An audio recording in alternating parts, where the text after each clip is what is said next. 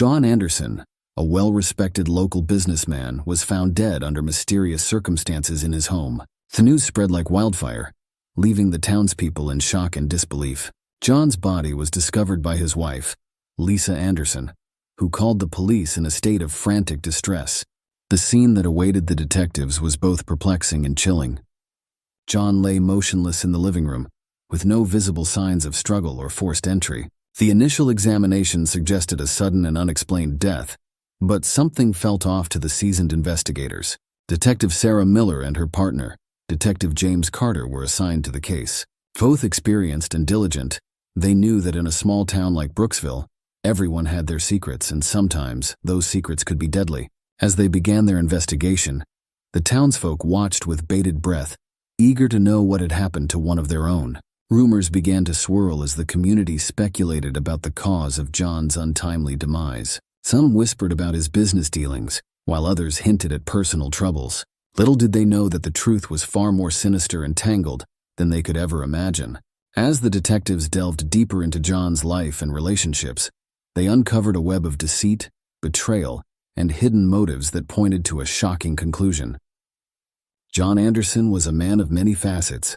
At 45, he had built a successful career as the owner of a local hardware store, Anderson's Supplies, which had been a staple in Brooksville for over 2 decades. Known for his generosity and commitment to the community, John was a beloved figure in town. He often donated to local charities and sponsored youth sports teams, earning him a reputation as a pillar of Brooksville society. Despite his public persona, those who knew John well were aware of his private struggles. His marriage to Lisa had been under strain for several years. The couple had met in college and married young, but over time the passion had waned, replaced by routine and occasional arguments. Friends described John as hardworking and dedicated, but also as someone who could be distant and absorbed in his work. John's last known activities painted a picture of a man entrenched in his routine. He had spent the previous day at his store, attending to customers and managing inventory. He left work at his usual time, stopped briefly at a local diner for a cup of coffee, and then headed home. Surveillance footage confirmed that he arrived at his house at 6:45 p.m. That evening, John had planned to spend a quiet night with Lisa, watching television and discussing their upcoming vacation. However, Lisa reported that John had complained of feeling unwell shortly after dinner. He had retired to the living room to rest, and that was the last time she saw him alive. When she went to check on him later, she found him unresponsive and called 911. The initial autopsy report was inconclusive. There were no obvious signs of trauma or foul play, and toxicology results were pending. Detectives Miller and Carter knew that they had to dig deeper into John's life to uncover any potential clues that could explain his sudden death. They began by interviewing Lisa and those closest to John, hoping to piece together the events leading up to that fateful night. Lisa Anderson was the picture of grief when the detectives first interviewed her. At 42, she was a striking woman with auburn hair and piercing blue eyes, now red-rimmed from crying. Her distress seemed genuine, but Miller and Carter knew better than to take things at face value. They needed to understand her relationship with John and her potential role in his death. Lisa worked as a marketing manager for a local real estate firm, a job she had taken up after their 2 children, Jake and Emily, went off to college. Described by friends as outgoing and charismatic, Lisa was well liked in the community. However, some noted that her marriage to John had been rocky. There were rumors of arguments and a growing emotional distance between them. When questioned about the night of John's death, Lisa recounted her version of events with a tremor in her voice. She described how John had complained of feeling ill after dinner and had decided to lie down in the living room. She had given him some space, thinking he needed rest, and had gone upstairs to read. Hours later, when she didn't hear from him, she went downstairs and found him unresponsive. Lisa's reaction to John's death was complex. She expressed deep sorrow and a sense of loss, but also hinted at frustrations that had simmered beneath the surface of their marriage. She admitted that they had been going through a rough patch, but she insisted that she loved John and had hoped to work through their issues. As the detectives delved deeper, they noticed subtle inconsistencies in Lisa's statements. She seemed hesitant when discussing certain aspects of her relationship with John, and there were moments when her grief appeared almost performative. Miller and Carter decided to explore further, focusing on Lisa's personal life and relationships outside her marriage. Their investigation soon led them to Mark Benson, Lisa's coworker. Initial inquiries revealed that Lisa and Mark had been spending a lot of time together, both in and out of the office. The nature of their relationship raised eyebrows, and the detective suspected that there was more to the story than Lisa had let on. With this new lead, they began to unravel the threads of an affair that would cast a dark shadow over John's death and point to possible motives that were previously unseen. Detectives Miller and Carter arrived at the Anderson residence the morning after John's body was discovered. The house, a modest two-story home on Maple Street, was cordoned off with police tape. Forensic teams were already at work, meticulously combing through every inch of the property for clues. Miller, a seasoned detective with a keen eye for detail, started her examination in the living room where John's body had been found. The room was neat, almost eerily so. John lay on the couch, his face serene as if he were merely asleep. There were no signs of a struggle, no obvious wounds or marks on his body. The initial assessment by the medical examiner suggested that John had died of unknown causes, pending a full autopsy. Carter, Miller's partner, was outside speaking with the first responders. A burly man with a no-nonsense attitude, he had a knack for getting people to talk. He gathered statements from the paramedics and the patrol officers who had first arrived at the scene. None of them had seen anything out of the ordinary, and there were no immediate signs of forced entry or foul play. Inside, Miller turned her attention to Lisa, who sat at the kitchen table clutching a tissue. Lisa's hands trembled as she recounted the events of the previous night. Her story was consistent with what she had told the 911 operator. John had felt unwell, and she had left him to rest, only to find him unresponsive later. Miller noted the way Lisa's eyes darted around the room, avoiding direct contact. As they wrapped up their initial interviews, Miller and Carter spoke with several neighbors. Most described the Andersons as a quiet couple who kept to themselves. A few mentioned hearing arguments on occasion, but nothing that had raised significant alarm. One neighbor, Mrs. Evans, an elderly widow who lived next door, recalled seeing John the evening before.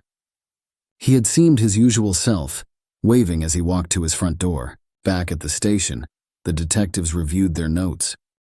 They compiled a list of potential witnesses and persons of interest, starting with Lisa and expanding to friends, family, and co-workers. The preliminary evidence didn't point clearly in any direction, but Miller and Carter were determined to leave no stone unturned. Forensic analysis began to yield some results. The autopsy confirmed that John had not suffered from any external injuries. Toxicology tests, however, revealed trace amounts of a foreign substance in his system. This finding raised new questions about whether John's death was natural or if he had been deliberately poisoned. The detectives considered the possibility of an accidental overdose, but decided to focus on investigating any potential foul play. Meanwhile, Miller and Carter continued to scrutinize Lisa's behavior and background. They requested her phone records and financial statements, looking for any anomalies. Lisa's initial shock and sorrow seemed genuine, but the detectives knew that grief could mask many things. They needed to understand her motives, her relationships, and her state of mind in the weeks leading up to John's death. Their investigation soon took a critical turn when they discovered a series of text messages between Lisa and her coworker, Mark Benson. The messages hinted at a relationship that was far more intimate than just colleagues. This revelation provided a new perspective on the case and prompted the detectives to delve deeper into Lisa's affair with Mark, exploring how it might connect to John's untimely demise. The discovery of Lisa's affair with Mark Benson was a turning point in the investigation. The text messages between them were explicit and left little doubt about the nature of their relationship. Mark, a suave and charming man in his early 40s, worked with Lisa at the real estate firm, and it was clear that their connection went beyond professional boundaries. Detectives Miller and Carter decided to bring Lisa in for a second round of questioning. This time, they confronted her with the evidence of her affair. Lisa initially denied any wrongdoing, but when presented with the text messages, she broke down. Through tears, she admitted to the affair, claiming that it had started several months earlier. She insisted, however, that it had nothing to do with John's death. Lisa explained that she had felt lonely and unappreciated in her marriage. John had become increasingly distant, more focused on his business than on their relationship. She sought comfort and companionship in Mark, who was attentive and understanding. The affair had been an escape, a way for her to feel alive again, but she maintained that she had never wanted any harm to come to John. Miller and Carter knew that affairs could be powerful motivators for murder, but they needed more concrete evidence to link Lisa or Mark to John's death. They decided to bring Mark in for questioning. Mark was cooperative but nervous. He confirmed the affair, describing it as a whirlwind romance that had provided solace to both him and Lisa. He claimed that he had no knowledge of John's death and had been at home on the night it happened, a fact that they would need to verify. As the detectives delved deeper into the affair, they discovered that Lisa and Mark had been planning to start a new life together. Emails and further text messages revealed discussions about leaving Brooksville and moving to a different city. They had even looked into potential properties and job opportunities elsewhere. This painted a picture of a couple desperate to escape their current lives, raising further suspicions about their involvement in John's death. The affair added a layer of complexity to the case. Lisa's motive seemed clear. If she were free from her marriage, she could be with Mark without the stigma of divorce in their conservative community. However, Miller and Carter needed to establish a link between the affair and John's death. They began by re-examining the toxicology report, looking for any substances that could be traced back to Lisa or Mark. The detectives also started to scrutinize Mark's background more closely. They discovered that he had a history of financial troubles and had recently been involved in a legal dispute with a former employer. This revelation suggested that Mark might have had his own motives for wanting John out of the picture, particularly if he believed that Lisa could provide financial stability. With these new leads, Miller and Carter were determined to uncover the truth. They needed to build a case that connected the dots between the affair, the motives, and the opportunity for either Lisa or Mark to have orchestrated John's death. The stakes were high, and the pressure was mounting. But the detectives were resolute in their pursuit of justice. Mark Benson presented himself as a confident and composed individual. But under the scrutiny of the detectives, cracks began to appear in his facade. Mark was a real estate agent who had joined the same firm as Lisa a year prior. At 41, he was known for his charm and persuasive skills, which had earned him a reputation as one of the top agents in Brooksville. However, his personal life was far less stable. During his interview, Mark maintained that his relationship with Lisa was purely about mutual emotional support. He admitted to falling in love with her, but insisted that they had no plans to harm John. He claimed to have been at his apartment on the night of John's death, providing an alibi that the detectives would need to verify. As Miller and Carter dug into Mark's background, they found several red flags. Mark had moved to Brooksville after a series of failed business ventures in larger cities. He had accumulated significant debt and had been sued by a former business partner over a failed investment. Financial records showed that Mark was living beyond his means, struggling to keep up with his debts and maintain his lifestyle. Further investigation into Mark's phone records and emails revealed frequent, secretive communications with Lisa. They often discussed their dissatisfaction with their current lives and fantasized about a future together. In one particularly revealing email, Mark wrote about his desperation to start anew and his frustration with the obstacles in their way. While this was not direct evidence of a murder plot, it added to the narrative that he had a strong motive to eliminate John. The detectives also uncovered that Mark had recently taken out a sizable life insurance policy on himself, naming Lisa as the beneficiary. This discovery was particularly suspicious, suggesting that Mark might have been planning for a future that included financial security, possibly derived from Lisa's newfound widowhood. To verify Mark's alibi, Miller and Carter visited his apartment complex. The building manager confirmed that Mark had been seen entering his apartment around 7 p.m. on the night of John's death, but there were no witnesses to confirm his presence there for the entire evening. This left a window of opportunity that the detectives couldn't ignore. As they continued to interrogate Mark, his story began to show inconsistencies. He stumbled over details about his whereabouts and interactions with Lisa.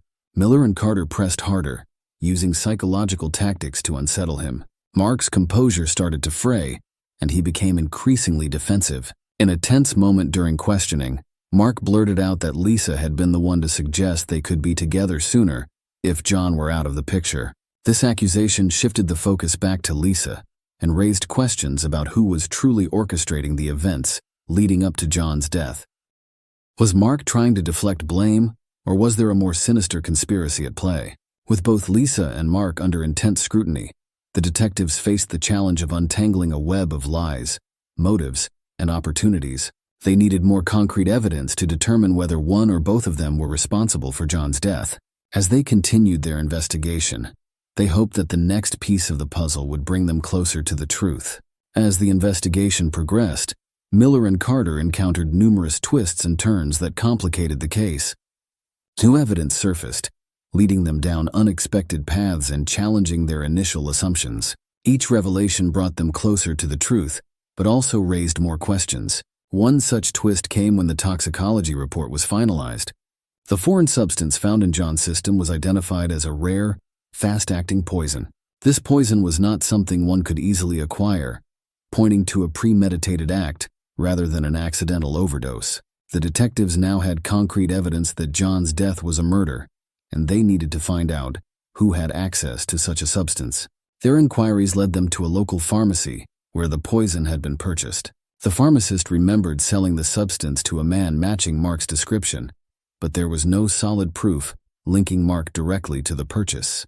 This added another layer of suspicion, but was not enough to make an arrest. While following up on the lead at the pharmacy, the detectives received an anonymous tip. The caller claimed to have seen Lisa meeting with a man in a secluded park shortly before John's death. This information suggested that Lisa might have been plotting something clandestine, possibly involving Mark. The detectives traced the call, but found that it originated from a disposable phone, making it impossible to identify the source.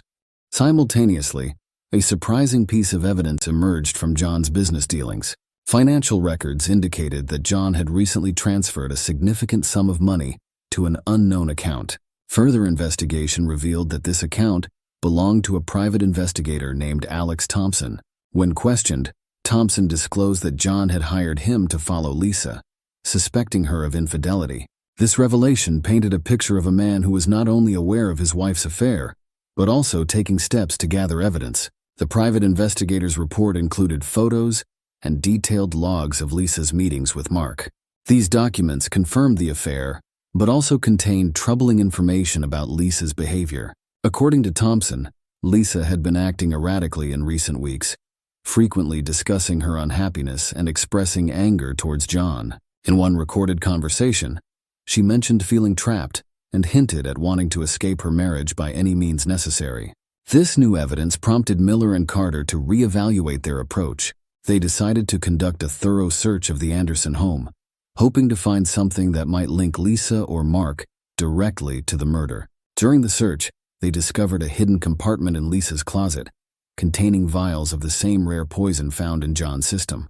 This discovery was damning and suggested Lisa's direct involvement in the crime. Confronted with this evidence, Lisa's demeanor shifted. She became defensive and hostile, accusing the detectives of trying to frame her. She insisted that she had no knowledge of the poison and that someone must have planted it to incriminate her. However, just as the detectives felt they were closing in on a resolution, another twist emerged. Mark Benson came forward with new information, claiming that Lisa had manipulated him into helping her acquire the poison. He provided emails and messages in which Lisa discussed her plan to poison John, making it appear as though Mark was a reluctant accomplice rather than the mastermind. With conflicting stories from Lisa and Mark, Miller and Carter faced a complex challenge. They needed to determine who was telling the truth and who was orchestrating a cover-up. The investigation had revealed a tangled web of deceit, motives, and opportunities, but the exact sequence of events leading to John's death remained elusive. Conversely, Mark's narrative painted him as a pawn in Lisa's scheme. He described how Lisa had gradually introduced the idea of poisoning John, making it seem like a desperate measure to free herself from an unbearable situation. He admitted to helping her obtain the poison, but insisted that he had never intended for John to die. His portrayal of Lisa as the mastermind added another layer of complexity to the case. To uncover the truth, the detectives decided to conduct a final round of intense interrogations. They hoped to catch one or both suspects in a lie, or reveal inconsistencies that could break the case wide open. Miller and Carter knew that the key to solving the murder lay in understanding the true nature of the relationship between Lisa and Mark and the depth of their motives. In a tense interview, Lisa finally broke down, She admitted that she had felt trapped in her marriage and saw no way out other than eliminating John. However, she insisted that Mark had been an active participant, encouraging her to go through with the plan. Her confession provided crucial insight into her state of mind and her willingness to commit murder to achieve her goals. With this new information, the detectives turned their attention back to Mark. They confronted him with Lisa's confession, hoping to provoke a reaction. Mark, realizing that his attempts to deflect blame were failing, began to unravel. He confessed to helping Lisa, but maintained that she had manipulated him from the start. The confessions from both suspects provided a clearer picture of the motives and events leading up to John's death. The detectives now had to piece together the final puzzle and determine how to proceed with arrests and charges, ensuring that justice would be served. The breakthrough in the case came when the detectives re-examined the timeline and physical evidence one last time. They discovered a crucial piece of evidence that had initially been overlooked: a security camera from a neighbor's house that captured a portion of the Andersons' backyard. The footage revealed Mark entering the Anderson home on the night of John's death, contradicting his alibi and providing a direct link between him and the crime scene. The jury deliberated for several days before returning a guilty verdict for both Lisa and Mark. Lisa was sentenced to life in prison without the possibility of parole, while Mark received a slightly lesser sentence due to his perceived secondary role in the crime. The community of Brooksville was left to grapple with the aftermath of the tragedy, but there was a sense of closure as justice had been served.